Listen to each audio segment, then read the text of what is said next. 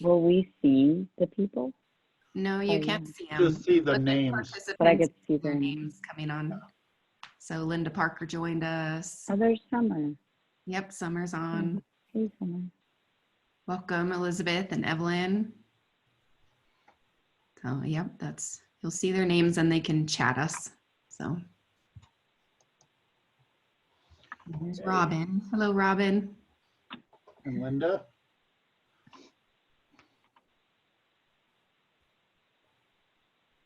So we'll wait a few minutes for people to hop on, and then we'll just go ahead and get started. We're still a little early. Yeah. And Chris has a lot to say, so we need to leave time. Yes, for sure. That'll be the important. We're all looking forward to that, Chris. Thank you. You're gonna have to, keep track. Make sure I don't. Chris, you've got to be quiet now. Really, stop talking. There's Keith. Hi, Keith.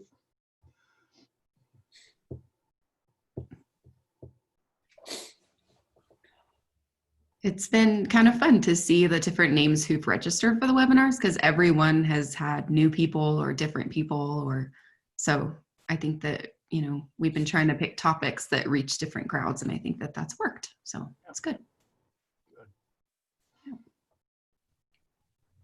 I had to lock my door so that my kids wouldn't come interrupt me too. I had to go find an empty took Grace office. over to You're at the office? my parents' house. Ah. You just hear, I bought her squeaky shoes now that she walks. And so I'll be in a meeting and you just hear. That's perfect. Well, you know where she's at all times. Literally, that's why I got them. Because the bell around her neck was a little obvious, so this is better. Right, yeah, right. It's like those leashes that they have for kids. They're like backpacks now. Right. It's awful. Yeah. Better than losing them. Yeah, for At sure. Disneyland or something. Right. I may or may not have lost my daughter at the pumpkin patch. So. Really? Yep. Winning parent move at that point. It happens. He's very curious. We once left my sister at a rest stop in Oklahoma and drove away 45 minutes before anyone noticed she wasn't in the car. She was only 9. She could take care of herself. Come on. At a sketchy rest stop. Yeah, really. Yeah. Wow. Wow, that's hilarious. Yeah. It happens. You lose a kid here or there. It happens. Yeah, for sure. How many siblings do you have? I have 2 older sisters. 2 older sisters? Okay. I was left at a bowling alley one time. Well, there you go. I just sat there and waited for them to come back. Yeah. 2 days later. They did. They came back. Yeah. That's good. All right. Well, it looks like everybody, it's slowed down a little bit with people popping into the meeting. So we will go ahead and get started. We usually have Tom on the phone, but something came up where he's not able to join us today. So you'll hear a lot of talking from the 4 of us. So welcome everybody, and thank you all so much for spending the time with us here today. We're really excited that we have some next gen folks with us. So we have this webinar series that we've been doing. We tried to hit different topics. Vision 2020 is a series of reflection and action. So we're trying to learn, think, and share our experiences in family business. And today I'm going to share a little bit about my experience in family business, and we're going to talk about it with Jocelyn and Chris. So Jocelyn and Chris and I were in the next generation group that was a 12-month group where we really grew close to each other, and we stay connected with each other as much as possible. So that's fun. So Tom Parr isn't your host. I'm actually going to be checking the chat and making sure everybody's questions get answered and all of that. So we're excited about that. So welcome, Parker Center for Family Business. We want to be the premier resource for family businesses in New Mexico, and really the Southwestern region is our goal. So my name is Kayla Kersey. I'm on the board of Parker Center, and the family business that I actually just left from working in day-to-day in November was TLC. Jocelyn, do you want to introduce yourself? Sure. I'm Jocelyn Gorman. I work for my family's organization, of course. We're a local technology company, and I am Vice President of Sales. I've been in the company all my life, but in the sales capacity after college, it's been almost 9 years. Thanks, Jocelyn. All right, Chris, you want to introduce yourself? Absolutely. My name's Chris Meech. Work for a family company called C&E Concrete, and probably like many of you, my job title changes on a day-to-day basis, but for the most part, project manager in business development. Definitely something that I think next gens can relate to, Chris. So I appreciate you saying that and sharing that. So that's great. And then we also have Dr. Monty with us, and he's going to be listening and asking us questions if we say anything that triggers any interesting thoughts. So I think most of you have met Dr. Monty, but why don't you introduce yourself, Dr. Monty? My name is Edward Monty. Edward, I know, but yes, but Kayla keeps calling me Dr. Edward Monty like she doesn't know me. So my name is Edward Monty. I'm on the board of Parker. I've been a family business consultant for 30 some years. And I have been on these series since the beginning. I'm very anxious for today because the goal today is to let the next generation speak. So I'm here just to comment now and then if needed, or to ask a question, but really the focus needs to be on these three amazing people who can bring to us a perspective of the next generation. As Kathy Wiseman said a few weeks ago, enough of the old people telling people how to run their businesses and to be in a family business. It's time to get a voice to the next generation. So that's what we're doing today. Great. Thank you so much, Edward. Appreciate that. So I put together a presentation today that is something that really has helped me as I've transitioned out of the family business. But we're going to just kind of walk through each one. Today's going to be a little bit different. So I'm really wanting you all to engage with the conversation. So I actually have set up some poll questions. So throughout, as you're on the other side of the webinar, we're going to ask these poll questions. If you'll go ahead and answer those, and we'll just go ahead and talk about that between Jocelyn and Chris and I. So this is the 5 capitals is rethinking wealth from a next generation perspective. It came from, it's a tool of reflection that I really gained from a book called Build a Better Life by Brandon Schaefer. And this is something that it really helped me put language as to why I decided to go ahead and leave the family business for now. That's the other piece of the conversation is, you know, there's this conversation of, did you leave forever? Did you leave for good? How long are you going to be gone? There's bets going on within the company of how long I'll last outside of the company and all of that. And so I think just that next generation perspective, it's different than what I think other people experience. And so the 5 capitals is a perspective of the definition of capital is wealth in the form of money or other assets owned by a person or organization available for a particular purpose, such as starting a company or investing. So are we really getting a return on our investment? And the reason that this hits me is because I do tend to like competency and having my finances in place. So that was one of the reasons it was difficult for me to leave the company is, you know, that was a steady income at a great company, excuse me, with a great culture. And so when I let people know I was doing that, they're kind of going, why? I don't understand why you would do that. And so something for us to think about is, you know, living in abundance and what true wealth is and what it means for each individual person. So Warren Buffett said, never invest in a business you can't understand.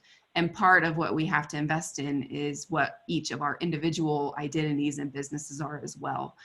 Wealth comes from an English word that means well-being. And I think that that's something that I hadn't really realized before. Usually we think of wealth as in economics and capital and investment and what that looks like, which is an interesting topic right now with COVID hitting. So how are you investing your capital, which includes your time, your resources, your relationships, right?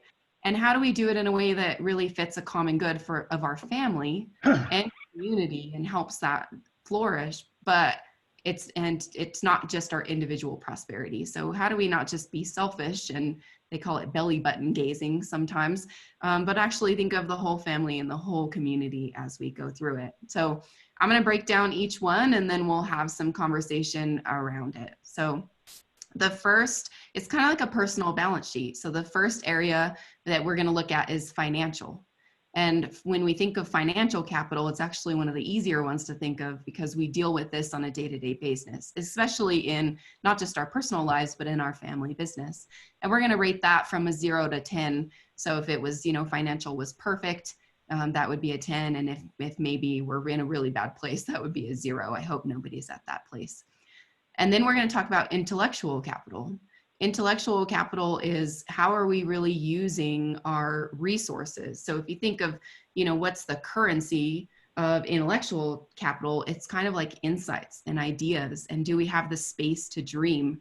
What does that look like? Are we growing and learning? So one of my family's core values that we've identified within our family personal is learning. We always want to be learning and growing and challenging each other. So that's intellectual capital.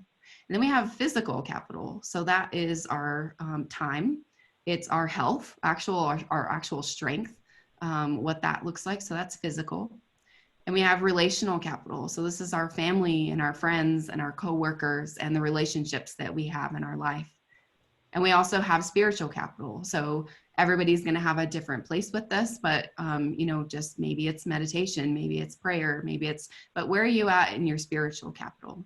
So what I'm going to do is share my scores for each one of these at the current time, and whether or not that score between 0 and 10 is trending up or down.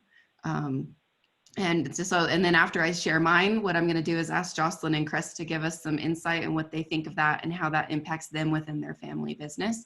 And then I'll go ahead and launch a poll for you guys to answer that question as well. So currently my financial score, I would say, is a 6.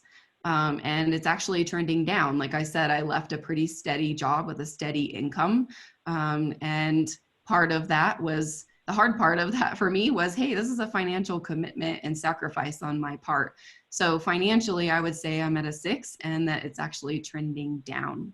So Chris, Jocelyn, give me your thoughts on your financial capital and your personal balance sheet with this. I would say pre-COVID, I was probably an 8 or 9. My role is a little different since I'm sales. So I don't make money unless my team or myself, if we're not selling, then it's directly proportional to what I make. So we were trending at 27% growth before COVID hit. And we are down as far as recurring revenue over 60%. So during COVID, it significantly dropped. As well as being a part of a family business, I think it's important for leadership to not ask your team to do anything that you're not willing to do. So myself, my father, a couple other leadership team members took over 75% reduction in our compensation. So significantly dropped. But there was other growth everywhere else, right? Intellectual, physical, relational, spiritual. So it's trending back up. So that's fantastic. So I would say 6 or 6.25. Okay, 6.25. Got it. How about you, Chris? It's a fascinating question because, you can look at it pre-COVID and then kind of through and then currently where, prior to, I would say it was much higher between the 8 and the 9 marker. And then as COVID progressed, of course, we felt the financial strains. We've got 3 operations in probably 3 of the hardest hit counties between Cibola, McKinley, and San Juan. And we lost all of our work out on the Navajo reservation there. And we've been really fortunate to pick up work elsewhere, as well as get in the front line and get our PPP loan in and approved and get that distributed and help keep people employed and wages being paid. And so that in itself has helped creep it back up, and we feel really fortunate with what work we've been able to garner. And so right now I would say it's a 7. And Kayla, I think another important element of that is to think about perspective. You brought up perspective way before. And, you know, when we look at everything that's going on in our world and the challenges the world is having, and individuals, even our employees that are figuring out what are they going to do from day to day. I mean, when I talk, and I really take a moment to have a little bit more perspective, then I'm at a 10, whether I'm during COVID or pre-COVID, right? So I think perspective is a huge piece of it too. Yeah. And I think something, and you both know this about me, actually, Chris was in a meeting with me a couple weeks ago, and someone said, well, this is like you giving us some Kayla love, which means I'm bringing challenge, but you know that I have your back at the same time, because I tend to be pretty aggressive. So that Kayla love in this is saying, hey, this is just a check-in, and we're going to reflect, right, on if it's trending, which direction, and hopefully we can be intentional about what that might look like, either in this area or one of the other 5. And so I'm hoping that this can be reflection and perspective, because I'm guessing you're not the only ones who have had the impact on the financial one. So let's go ahead and find that out. So I'm going to go and launch a poll for everybody in there. And there's 2 questions. So what's your current financial assessment? 1 through 10, if you'll just rate that. And then which way is it trending, up, down, or other? So maybe somebody thinks it's flat or something like that. So if everybody will go ahead and do that, I'll give you a few more seconds. Great, we have some interaction. All right.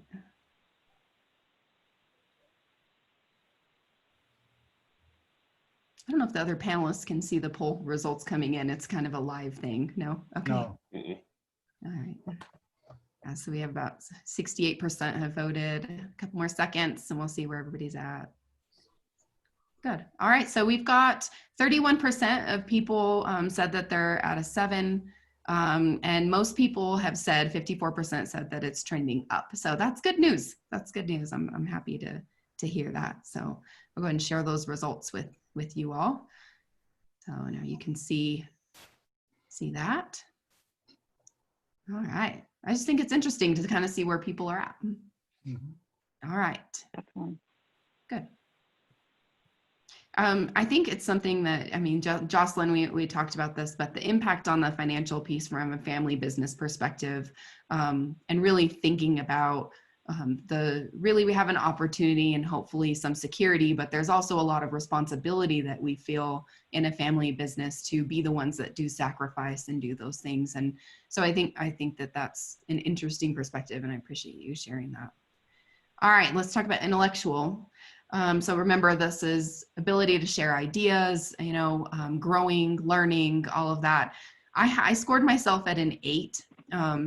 I think this is something that actually Edward had talked to us about in the Next Gen group as well, is saying, you know, how many 30 to 32-year-olds really actually get into a vice president role or run a business and get exposed that way. And so I do feel extremely blessed about what I've been exposed to.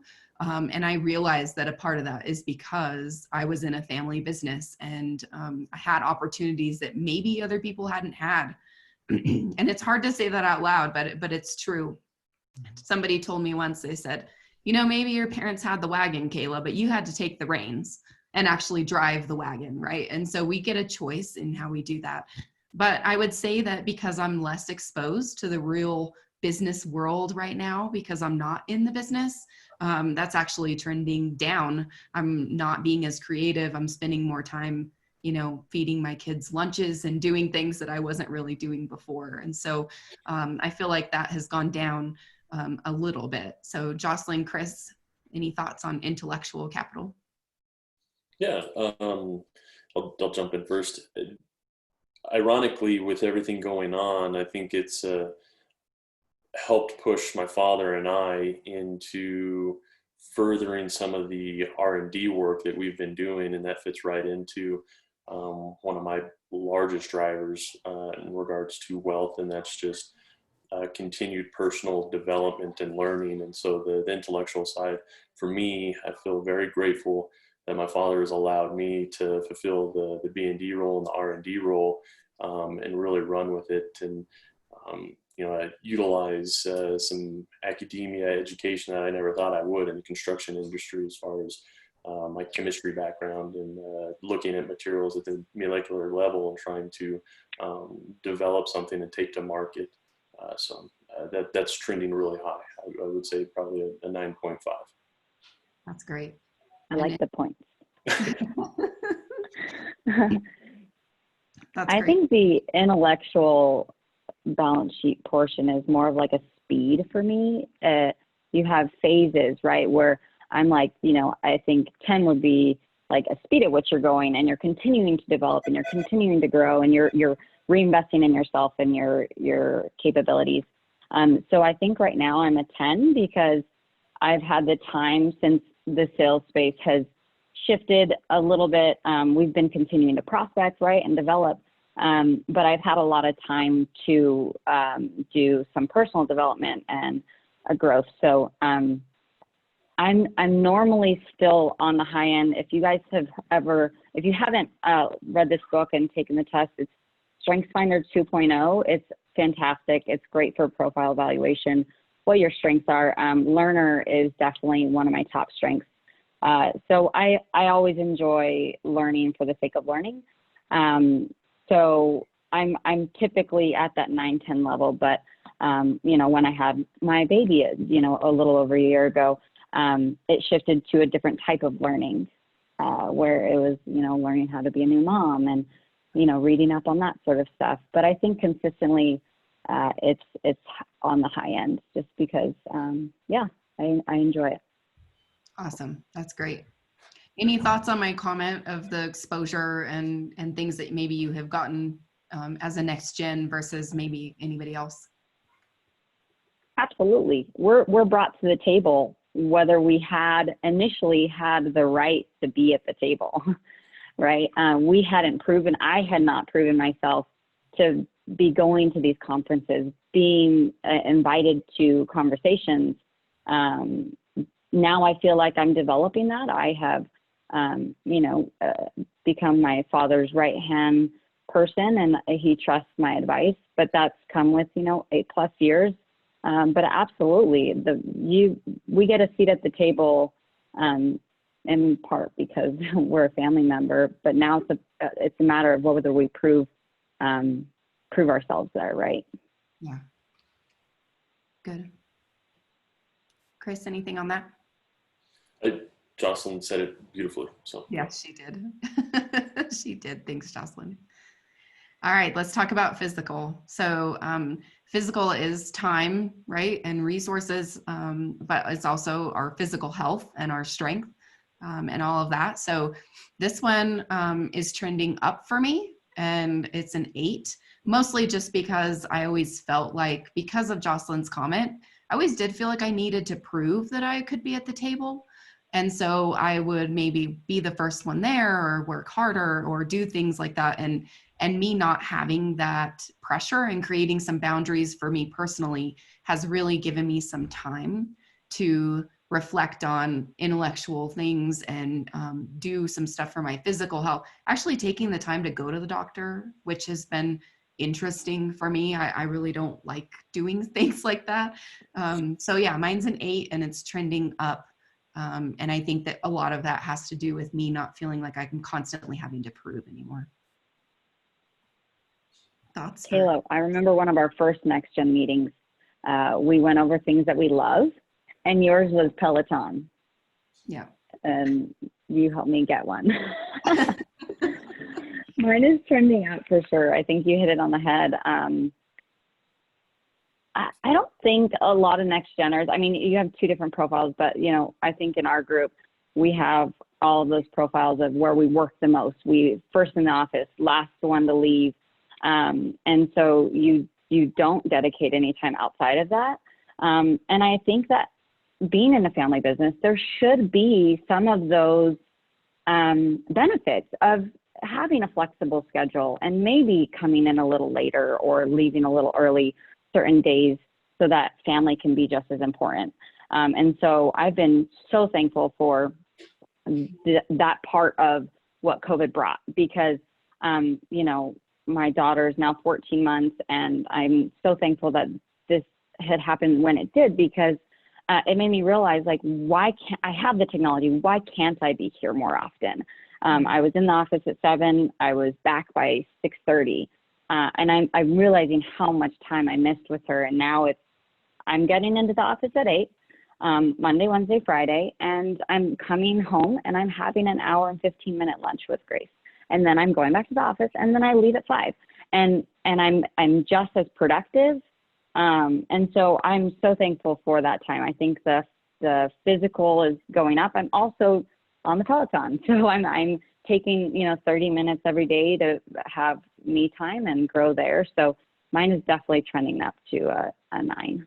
Yeah. Something that you had shared one time when we were talking was actually getting to sleep was something that was difficult for you. And so you were using some meditation or like a sleep app to get you to do totally.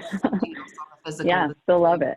Yeah, for sure. Yeah. If I could jump in, one of the things here that we talked about in the Next Gen group, but there is a spoiled brat syndrome that Next Gen people have to fight against always. So self-care goes out the window when you feel as though you're already seen as someone who received without earning. So you have to work harder. There's plenty of research on how actually much harder Next Gen people work than the average employee in a large corporation. And I think you're always battling, one piece of it is always battling not being taken seriously and being seen as a spoiled brat. So you better get in there early, you better go home late. And God forbid you take an hour and 15-minute lunch. You just have a silver spoon in your mouth, get back to work. No, it's just unfair. Thank you. Chris, thoughts on that? Yeah. Spoon out of your mouth before you talk. I'm just kidding. The way that Dr. Edward kind of described it is the category that I'm currently in, as far as living in Albuquerque and commuting to Grants or commuting to Gallup and Farmington throughout the week, and then for instance, last night getting home at 8 and then having dinner and then sitting down and going over the financials to kind of pick it to death to be able to get in this morning to sit down and review different ways that we can kind of shore it up and go over and start calling some of our longer extended account receivable customers. And so, mine's probably a 5 in maintaining. Okay. I think something to note on that too is your family and your business at certain times your business needs you more at certain times, right? And then there are times where, Chris is going to have a baby soon. So there's going to be a time where his family needs him more. Absolutely. And I don't think that there's ever a time where you have work-life balance. It's just a matter of how you try to do that juggling act and make sure that you're listening to who and what is needing you at that time. Yeah. And Jocelyn, again, well said, because I think right now I know that that's coming. And so I'm overcompensating for that because I know that, that's going to impact my hours at work come August. And so I'm putting more in than I probably need to, but it's just more of a mental thing for me. Great. Thanks for sharing, Chris. I think Jocelyn and I can relate to that. Just we're the ones that have the big bellies. Great. So I'm going to go ahead and ask everybody what their physical score is. So I'm going to launch that poll for you. So everybody who's watching, go ahead and rate between 1 and 10 for your physical and give us an idea of if that's trending up, down, other, what that looks like. This is actually something I think some people have had an opportunity to spend some time figuring out what that looks like for them, and some people haven't. And so that's why I'm curious on this one, what that looks like. So just a few more seconds, go ahead and log that 1 through 10.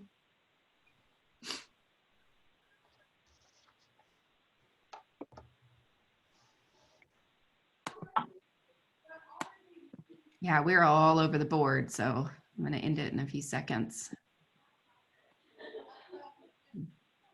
All right.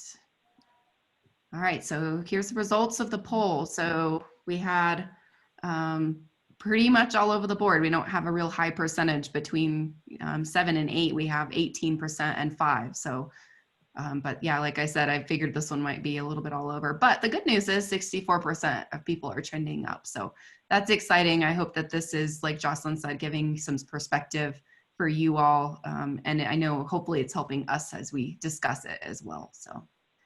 Very good. All right, all right, relational. Let's talk about relational. So this is one that I felt like that was struggling when I was commuting from where I live, which is almost 2 hours away from work. I was really feeling like I wasn't spending enough time with my husband and my kids, but I was in a really good place with my coworkers and I enjoyed those relationships. Something that I think is important is, the investment in people around you.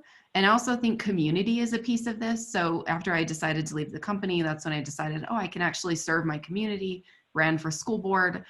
So I would say that this relational is a 6 and that it's actually trending up for me. And I'm in a good place with this. And it was probably pretty low in November of last year. And I'm happy. It was probably doubled. I bet it was a 3. So that's mine. Jocelyn, Chris, any thoughts on relational? Currently mine's right at about 6 and hopefully trending up as the lakes start to open up and I get to go spend some time out on the water with friends and family. So. Yeah. I think I'm definitely maintaining. I would probably say I'm a 7. As great as this 100% working remotely has been for my family side, it really challenges the team dynamic, right? In the sales team, you need that energy, you need that drive. You love coming into the sales bullpen and just high-fiving and jumping around and being in the field with customers, right? And we're all about relationships and partnerships, and that's what drives salespeople too. So it's just that's been a challenge. We've been doing well with it, but yeah, that's difficult. So family's definitely trending up, but yeah, it's been difficult on the team dynamic side. Yeah. I think another thing that's interesting on this for me as it relates to, I worked with my dad for 14 years.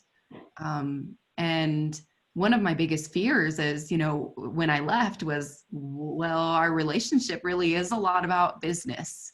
So now what's our relationship going to look like if I'm not in the business? And it was scary to think that was going to change. And it hasn't. It was an inhibition on my part of saying, oh no, what if this upsets him? Or what if he thinks it's his fault, which it wasn't. It was really just a personal decision, not because I didn't want to keep working. It just wasn't the right timing for me and my family. And he supported it 100%. Edward always says, I think he might be the nicest man. And I'm like, yeah, he is. He really is very nice. He named his business TLC, for God's sakes. Yeah. But I think that's something, the relationship that you have with your parents or aunt and uncle that you work with or anything like that, it's something to think about of how does that impact the relationships with, your sibling, if maybe you work with them, and what would be different about that if you weren't seeing each other every day. And so I think reflecting on that is important, and that the relationship, it's very special. So anybody that's still working with their parent, or, just take advantage of that opportunity. You get to have something special together. And I gave that up to a degree. He jokes that now I still kind of work there, but I don't get paid. So that's his, but I still love everything about it. But it's just something that I thought of when I was going through this that I thought would be good to share. So one other thing I think. Go ahead. Go ahead. No. I just was going to say another thing that I was going to mention is I think a big part of the relational side is trust. And with all of this happening, you're really having to trust your teams. Like my dad is like, I'm almost feeling like I'm working myself out of a job. Like I'm realizing I'm having a hard time. I'm feeling like I'm not even needed because he's forced to trust his leadership team, his executive team, and I'm forced to trust my sales team and not, you know, hold the hand as much with how they present, what they present, how they build a certain type of proposal. So if I were to just talk about trust, I mean, it's definitely up there. Yeah.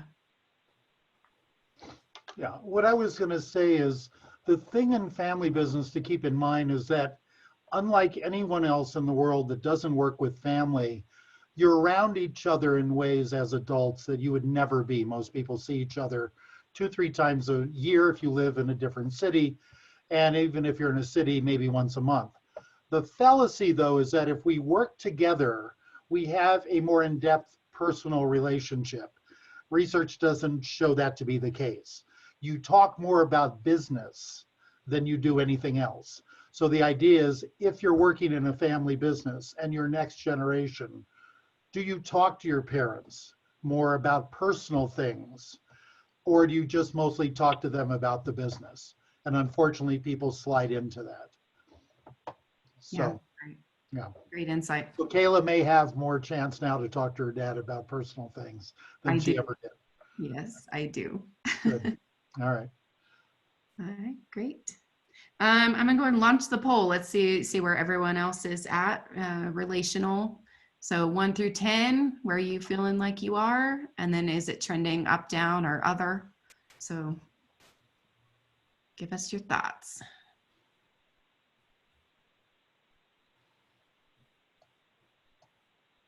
And while you guys are doing that, just any other questions or comments or anything that you have that you want to ask Jocelyn, Chris, or I, go ahead. You can go ahead and put those in the Q&A box in your little toolbar, or you can put them in the chat, whichever is easiest for you. So, all right, great. Ask away. So we had 38% at a 6, and 62% trending up. So that's good. It's great to hear that, you know, we're getting there. We have some people who are at a 9, so I'm curious what that would look like for me. I mean, it's something to think about, right? Is if I'm at a 6, what would a 9 look like? What can I do about that? So great. Yeah, it took a pandemic, but let's, yeah. Yeah, that's actually, so we just got, I mean, make sure I stopped sharing. I don't think I did that earlier. So let me. We just got a question actually. So does the COVID situation force family members to build stronger personal relationships? I think it depends. Yeah, I don't think it forces you. I think you have an opportunity to. Yeah. I agree with that. With my father and I, him not being necessarily on the strongest side of implementing policies and procedures for COVID, he trusted me that, you know, to take it and run with it. And ultimately kind of how it's all played out, you know, it's been for the better, but to me, it allowed us to build on the trust that was already there. Great. I love how you said that. Nice. Yeah. Very good. All right. So spiritual. So I actually have been spending quite a bit of time in my place of being spiritual, and I would say mine's at a 9 and it's trending up. Part of that because I feel like I really am listening to, you know, what I've been asked to do and where I've been asked to walk and what that looks like. So for me personally, from a spiritual perspective, I've been spending more time in that area, and I think it's caused it to be higher and trend up. So Jocelyn, Chris, any thoughts on that? Yeah, mine's probably an 8 or 9, maintaining, maybe trending up. I think during, you know, on the personal side, my mother's going through a lot of health stuff over the last few years. And so, you know, faith and trust in what we believe is such a big part of our walk. And as well as having faith in the business and what's going to happen. And I think it's just refocusing our priorities on our belief system. And so I think it's definitely trending up. And I think I feel it in the community too, where people are just like, whoa, what's happening? Like, I mean, the trend and the numbers that I'm seeing at Sagebrush or all the areas that, you know, we're in, it's uplifting. So people are having more faith in a spiritual higher place. So, Chris, thoughts? Yeah, with my wife and I, and bringing a little one into the world, you know, it's kind of made me sit down and question things more. I feel grateful that my wife and I were already members of the Calvary Church, and Skip and the church itself had done a really good job of kind of being ahead of the game as far as being able to get their message out digitally prior to this. And so it's almost been seamless in being able to maintain that spiritual relationship. So Great. It's really a time, I mean, if you think about spirituality as a time for reflection and finding meaning in, and I think that's part of it. Just where is this all heading? And particularly for family business relationships, re-examining them, putting priorities with everything going on. Is the ongoing battle between you and a sibling worth it? You know, who's valuable to you? What happens when you vilify someone? There's some real life lessons in what's going on in the broader context of the community right now for family businesses and relationships to reflect on and give meaning to. Yeah, Okay. that's great. Thank you so much for sharing that. So what the book says is, you know, it multiplies times 10 as you move through financial, intellectual, physical, relational, spiritual. And I think that another thing it says that I have found to be true is, you know, I found that my, you know, relational increased and almost double because I was physically able to spend more time with them. So if you find your lower areas, what you have to do is spend the capital in the others that you do have on building those up. And so just some thoughts around, we really do need all of these things within our life, not just within ourselves, but within our family, within our team, within the business. And for us as next gens, it sometimes feels like that's one and the same thing. And I think we can get a little bit overwhelmed by that. Whereas if we can take it piece by piece and actually be intentional about working on different pieces, I think that that's where this has been helpful to me as I've transitioned. I'm very kind of a logical person. I like systems and order, and when you're talking life and big things, sometimes you don't get system and order. You get what you get, right? And so that's why this has been so helpful to me. So I guess I would ask, you know, Jocelyn, Chris, just kind of going through and rating yourself. Is there anything that you want to be intentional about over the next couple of weeks within your family or your business or both within these areas? And what would that look like for you? Oof. Welcome to the Kayla Love. Yeah. Well, you're probably well aware of this, Kayla, as far as relational goes, because we are spread out to 3 different locations. To me, that's always something that I try and migrate a lot of my energy to get out to the different locations and make sure that my relationship and connections with our great team members there are intact and being nurtured and are all constantly growing. So that's something that I'm always putting capital towards. Yeah, I like it. Great.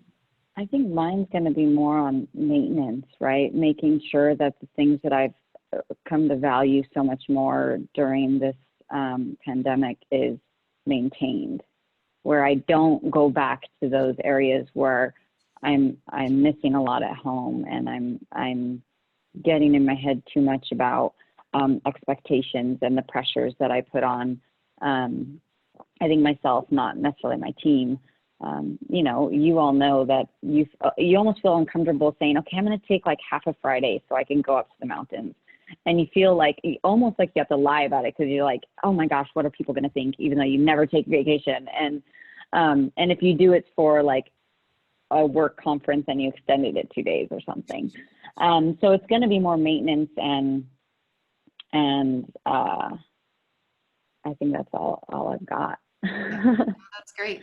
I think what's funny about your topic of saying, hey, I'm going to take half a day on Friday and go up to the mountains. If somebody on your team wanted to do that and they came and said, hey, Jocelyn, I'm going to take you would be proud of them.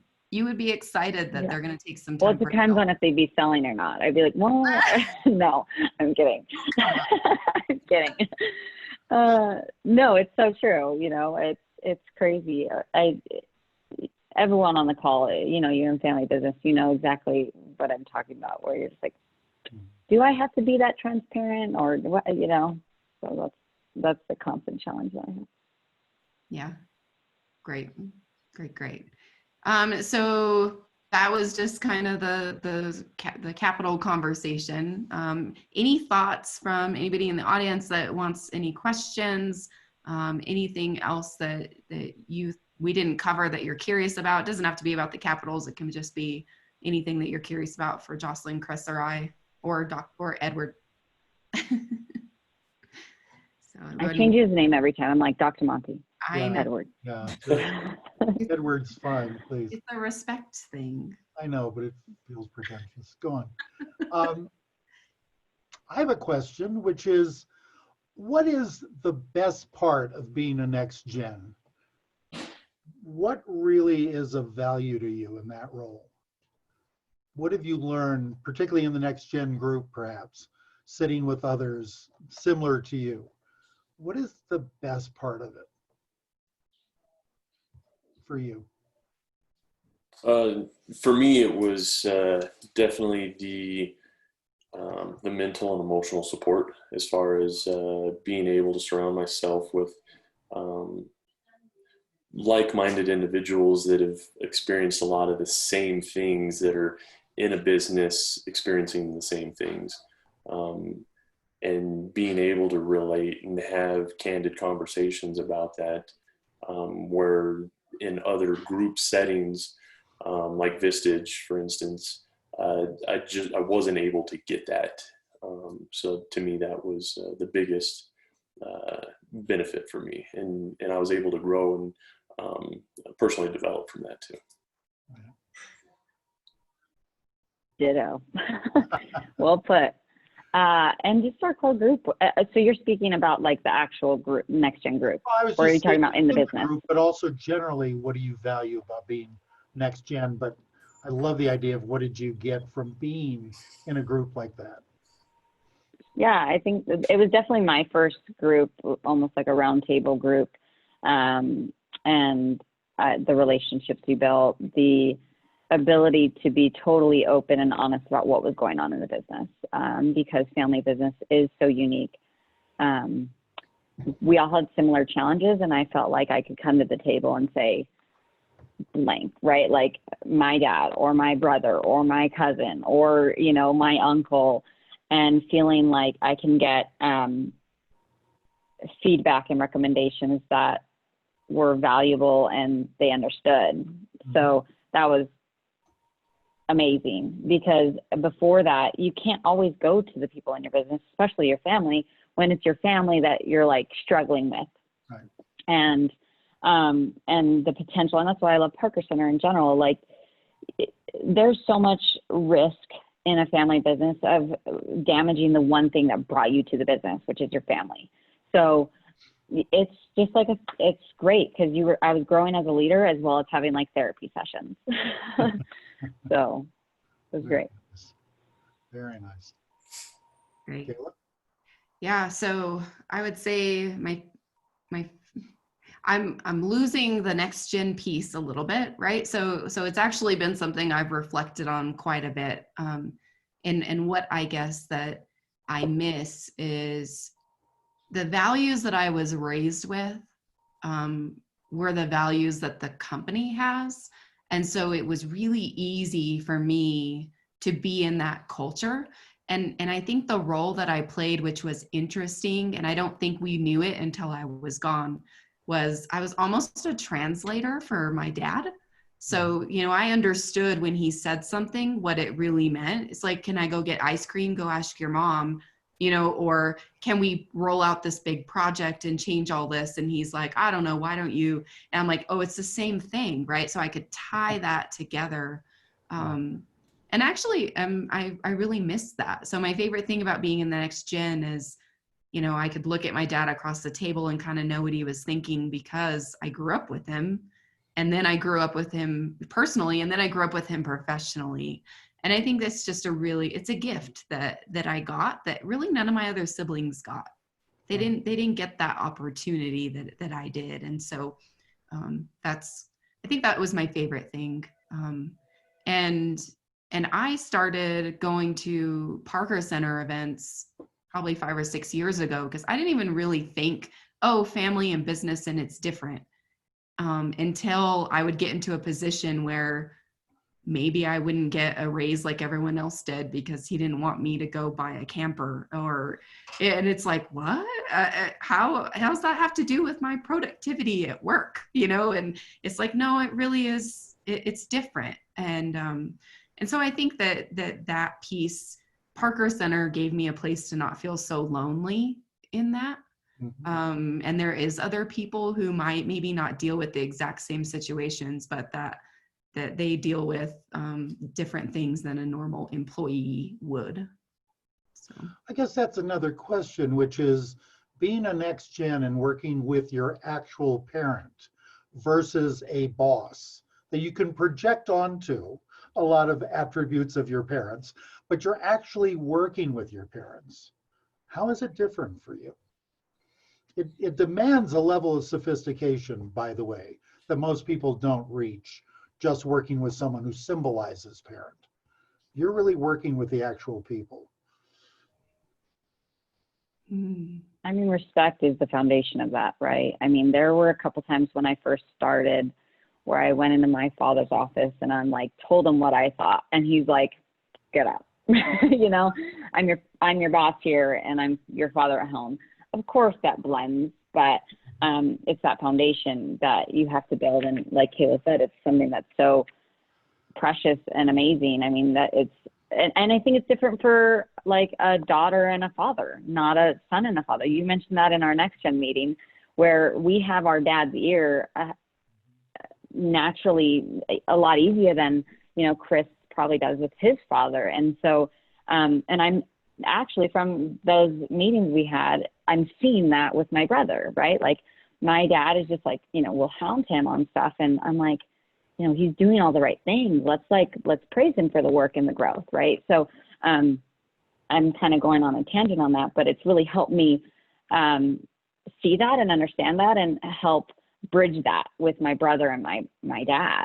Right. And I think that's going to help with the family dynamic growing, you know, over the years, but, I don't even remember what the question was. Oh, no, you answered it. Chris, is that relevant to you and your dad? Does it feel more like if you were a female, you would be able to sort of go at him and he would hear it better and not compete? Or is that a very different dynamic between you and your father?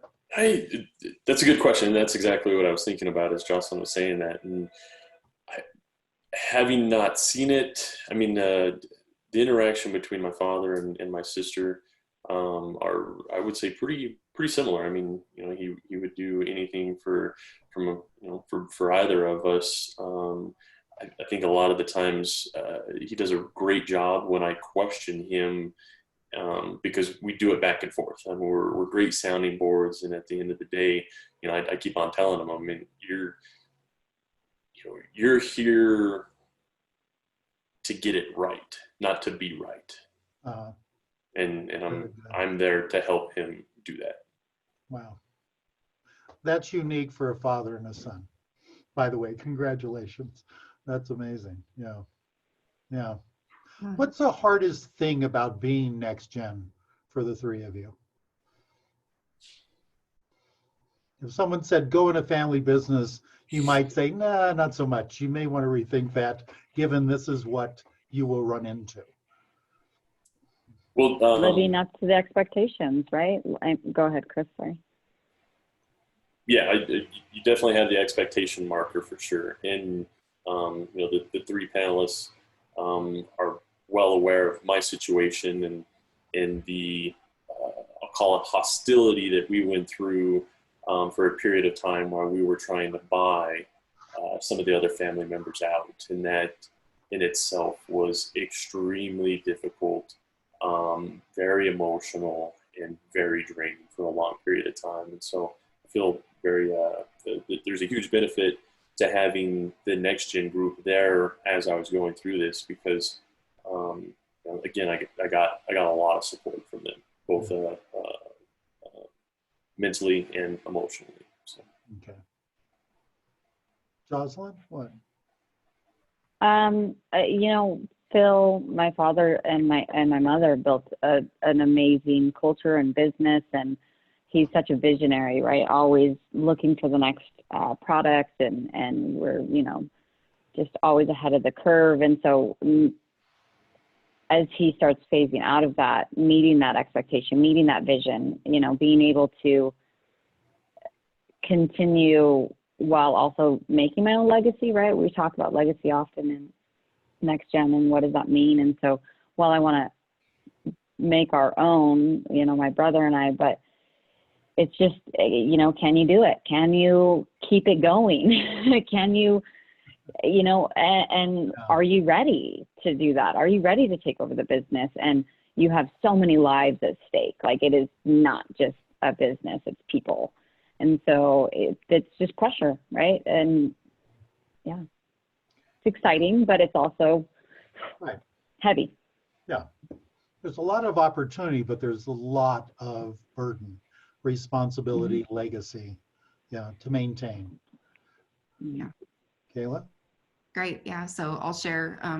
I think the hardest thing for me that I think would cause me to get defensive. And so that's why I tried to reflect back on how I felt in that position. And one of the hardest things for me is actually the siblings that I have that are outside of the business, that they don't love it the way that maybe my dad and I do, because they aren't there every day and they don't know the people that we know within the company and all of that. And so they almost see us pouring so much of our lives into it and not understanding that. So I think for me, that is the hardest part, is, they saw us spending a lot of time, working on the business and in the business and all of that. And so I think that was hard for me, is when my sister would say, well, why don't you just quit? It's not that big a deal. I'm like, because I love what I do and I love the company and I'm really invested in this, and so then, like, leaving the company, it was me going, well, this isn't me saying that you were right. This is a personal decision for, so there's that sibling piece of it, that is interesting. So. So we're gonna run out of time, and I had a couple closeout things, but I think we answered most of the questions that came in, except for one. So what happens when a parent do everything for one kid because they can't financially sustain themselves, and do nothing for the other kids because they're financially sustaining? It's a question of enabling and the parents continuing to enable. So I mean, it's an interesting question. I don't know if any of us have necessarily experienced that. It's actually something my dad has been very intentional, that says, hey, nothing will go to any kid who doesn't, make at least the same amount of income personally, right? Whether it's within the business or outside of the business. So there's things like that, and creative ways that you can set that up. And so I don't know, just real quick, Jocelyn, Chris, any thoughts on answering that question? Yeah, I think that's like a big fear of mine when I'm one of four, and I've always been the most independent financially. Like, when I first was able to get a bank account, I managed my own stuff. My other siblings, it was, it's my younger two brothers, it was like a lot of hand holding, and it was just, and now I'm finding myself saying, does my brother need additional support, but at what point does it end? And when I think about even getting into our space, my brother and I would potentially take over the business. We have to clearly define lines, because I could see maybe him taking more out of the business financially to help his family than me.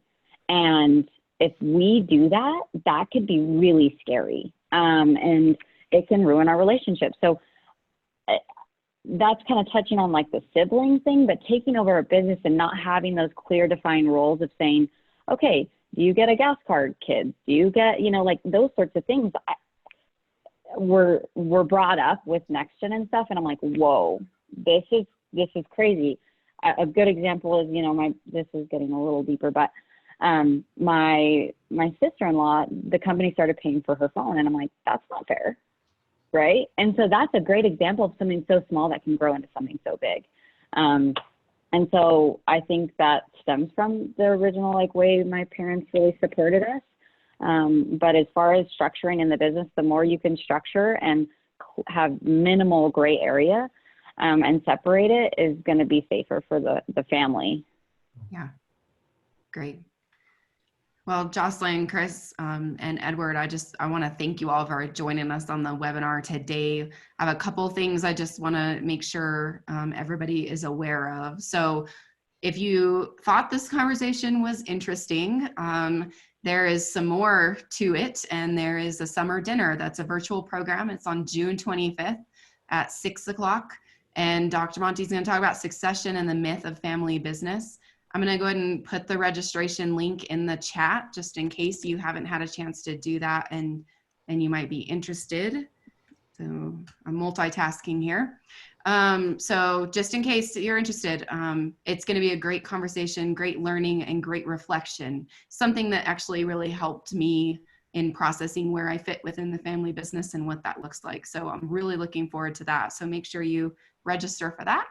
And then we have a Next Gen cohort that's launching. So we haven't been ready to make the full 12-month commitment because of, well, COVID, and we don't know what schedules look like.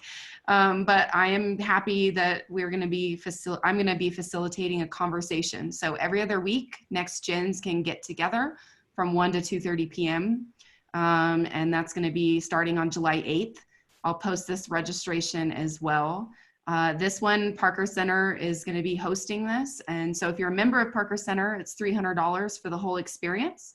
If you're not a member yet, then maybe this will get you to be one because it really is helpful. But you can pay $400. And for Jocelyn and Chris and anybody else who is in the previous Next Gen group, they get to attend as an alumni at no cost. So another benefit of that. So if you have any questions about that, you can contact me. And I'll post that registration link in the chat. If you aren't a fit for that, but you know someone who is, make sure you share that with other people. So those two links will get you to that registration. And the last thing, again, thanks to Jocelyn and Chris for taking the time out of their busy day, and for Edward to have this conversation. So appreciate you all. If you want to become a member of the Parker Center, you can contact Robin Otten, who is in the audience today. She's our executive director, and I am very grateful for everybody taking the time to be here. So, all right. Thank you. Thank So you. much. Thank you, Kayla. Yeah, thank you. So they're gone? Not yet.